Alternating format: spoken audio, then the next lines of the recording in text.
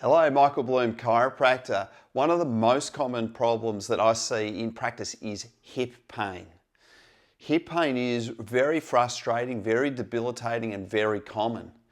Now, why is that the case? Well, one of the reasons I believe hip pain is such an issue is because of the amount of time we spend sitting. When we spend a lot of time sitting, we are shortening the muscles around the front of our hip in particular.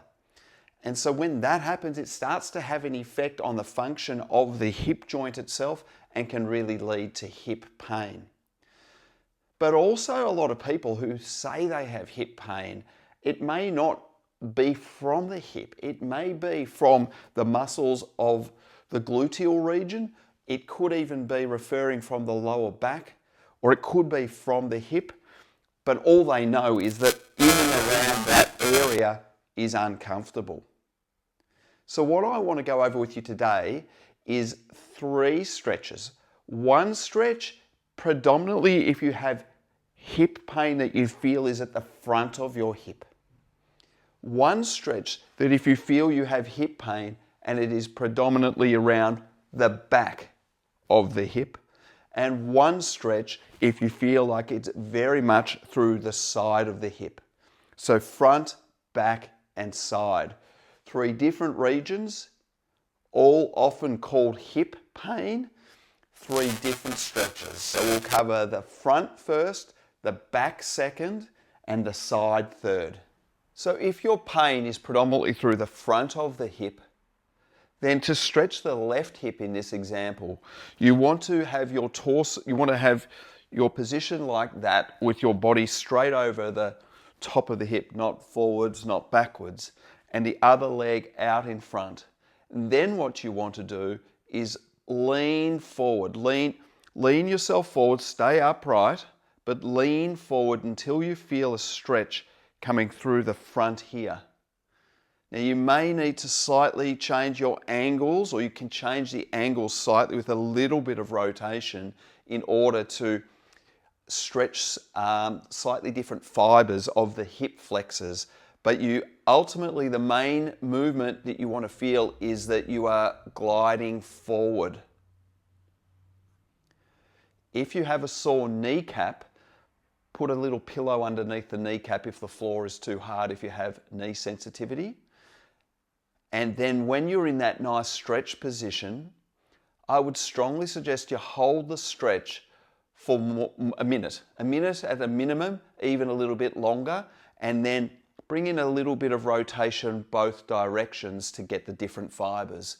A common issue that I believe occurs is people don't stretch for long enough when they get into the stretch position. Too much of a hurry to move to the next stretch. We're better to hold it longer, do less repetitions, than to jump from stretch to stretch to stretch and never really get the depth of the stretch. So how to stretch the back of the hip. So to stretch the back of the hip again on this left side, you can lie down on your back to start with and bring the affected leg, bring the unaffected leg up and the affected heel over the top of that knee. That is already starting a stretch through here. Then I can modify the stretch by lifting up this leg. So I'm lifting this one off the ground, which in turn is bringing my left leg up towards me, and that's stretching straight through the gluteal muscle area. Then again, I can slightly put pressure on this knee outwards, which intensifies the stretch. I can pull it higher, which starts to stretch it a little bit deeper in around the hamstring. All these different slight modifications are actually good to do because, as I said just before, you want to be holding this stretch for a minute. So a minute, but just in not changing, I don't suggest that. I suggest a minute and doing little modifications in your angles and some pressure through different directions to affect slightly different areas within the back of the hip area. The last stretch, I forgot to say, we should do that 3 times for a minute. This one we should do 3 times for a minute. If your pain is also or more through the side of the hip, then a good way to stretch the side of the hip is to use a wall like that.